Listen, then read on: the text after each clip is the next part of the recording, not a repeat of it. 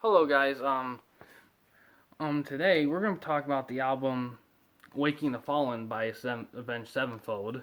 You see the slip here. We're gonna take a quick look here. I will say this: I actually did do a video before this, but I didn't plan it right. The video I ran out of a lot of time, so. But yeah, I loved re-listening to this, talking about this again. So we got look at this cover. I love their covers, and without it, this is just beautiful. And then we got inside here, and also look at the back, the killer. Oh, right there. I I haven't saw this in years. It's been a while. I usually don't look through my CD cases. I usually put my CDs in a portable thing, and then I and I leave the cases stacked as is. But here's the lyric thing. Now, I listened to this album a lot, and there's more there.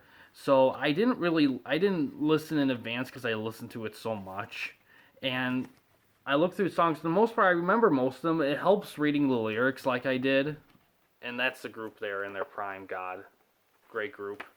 And yeah, this is awesome album. One of my favorites of theirs. I love all their albums are my favorites. If I did a video, I will say this: if I did do a video, though, probably the bottom would be "Hail to the King." Even though personally, I don't mind "Hail to the King." I think it's a fine album, but I don't think it's their best work though. But I would listen to it and not have a problem with it. Um, but yeah, let's go over the details. Let's see. We're talking about the CD version. The album was released in 2003. It's about 69 minutes, 12 seconds long. It has 12 tracks and it was under the Hopeless record label. The members of the group: M Shadows, who did vocals, Zachy Vengeance, who did guitar, Sinister Gates, who did guitar as well, Johnny Christ, who did bass, and the Rev, who did drums. Oh, the Rev, what a great drummer! It's a shame that he's gone. Hopefully, I hope that I haven't listened to their new Avenged Sevenfold's new album though this stage, so I don't know. I heard it's better than Hail to the King, so I'm hoping that they're back on track because man, Hail to the King wasn't a bad album, but I think they were. I think that was kind of an experimental album personally. They were kind of trying to figure out their new sound, and I didn't think they hit it there, but but anyway, the guys who produced Waking the Fallen was Andrew Murdoch, who worked with Godsmack, and Fred Archibald, I think I pronounced his name, who worked with Alice Cooper. Now, on AllMusic, the album actually has 3.5 out of 5 from the critics of AllMusic, and 4 out of 5 by audience. It's about 415 audience people. Now, personally, I don't agree with those numbers, but that's me. The tracks. All right. Now, we're going to go through them kind of quickly because, in all honesty, I love every single song of theirs. And a lot of their songs, a few blend in, but for most part, from my memory, all the songs stick out a lot. Waking Up Fallen is a great intro. It blends perfectly well with the next track, Unholy Confessions, which is a beautifully arranged metal song. Chapter 4 is one of my favorite Avenged Sevenfold songs ever. I actually first exposed to it on the Madden 2004 soundtrack. When I played Madden before, this was one of the EA Sports tracks, and I love that song. Reminiscence is very good. Desecrate Through the Reverence is good too. All the songs are awesome in my opinion. There's no fault in any of these songs. Eternal Rest is great. Second Heartbeat has an awesome riff from my memory.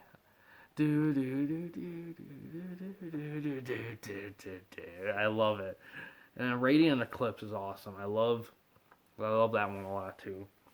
The I Won't See You Tonight songs are amazing. My favorite, I feel like my favorite's part one. I think that's what the one that everyone chooses. Part two is great. Part two is solid too. It's definitely kind of the flip of the coin. But what makes part two great is when it's something different. Then it grabs a chorus from the part one and throws it in, and then that's just a good arrangement right there. Clairvoyant Disease and the song And All Things Will End are also solid, great songs too. I mean, this is definitely an amazing album. Um, oh geez, I grew up. when I grew up, this was one of the few groups I grew up listening to. A lot of the bands I grew up listening to were older groups from previous generations. This was one of the few groups I actively listened to, and I didn't pick them up right away. I actually heard about them through other people, through some of my classmates who loved them at the time, like through them, and I learned about them through them, and then I picked up on them. And I don't know what's the first album I ever got that was Avenged Sevenfold. I think it was their self-titled album. I think it was the first one. And then it was Waking the Fallen. And then I think Nightmare was next. And then Backcountry. And I don't know if I got Hail to the King next or Sounding the Seventh. No, actually, I got Sounding the Seventh Trumpet last, their first album. And that's a strange album, and because I listened to it, and it's not bad, but it's definitely it's more of a mix. It was punk, screamo, metal. It was all this stuff. And this one, they kind of eliminated the punk element to the album, and this album has an epic, eerie, beautifully haunted weight to it that I just love to engorge myself. Now, after this one, when they went to Backcountry, I hope I got the name right on that one. That's when their more famous sounds started to come out. They started incorporating more lighter tones, and the song started to become more.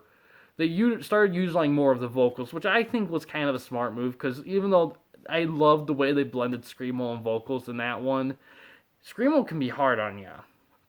And in my opinion, a lot of people have conflicting opinions about the use of screamo. Personally, I think if it's used right, I think it can be just as badass and awesome to listen to as something like rap or something like that as well. And hearing it blend in, the way Avenged Sevenfold blended screamo in with the vocals on this album, I just love. They kind of do a lot of arrangements when they kind of throw in the screamo with the vocals, kind of similar how in popular music they have someone rap lyrics and someone sing the chorus. They kind of do the same thing there to a degree, and with thrown in with other arrangements of it as well, and I love it. I love listening to it. It's a great album, and it's definitely the album was really their first like holy shit, this is gonna be huge album. Sounding the Seventh Trumpet, their debut. I don't know how well it did when it came out. I think it was kind of under the radar from what I remember reading about. Backcountry was their first one to kind of become more popular, and then their self-titled album, which was great, was a great album. Then Nightmare is probably my favorite album of theirs, in all honesty, because it has the darkness of this one, but it has everything else in it too that they picked up along the way. Hail to the King was definitely a step.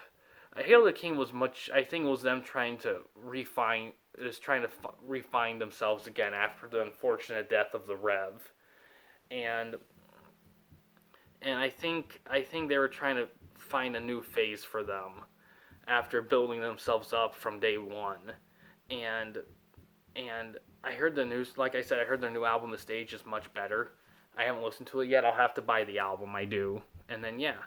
And yeah, these are one of the few groups I grew up listening to. Other ones I can count off my head is Disturbed for sure, Dragon Force. There's other groups too, and there's other groups too, of course. I do have. It reminds me. I know I'm getting off topic, but I have a compilation album of hard rock songs from like the late '90s to throughout the 2000s. Songs like Headstrong by Trapped, all those kinds of songs in a compilation.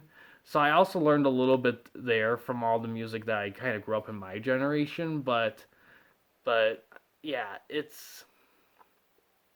I definitely overall, I know that was a little off topic, but overall, I grew up listening to this a lot. One of the newer stuff I listened to, and I just love this album. I really do.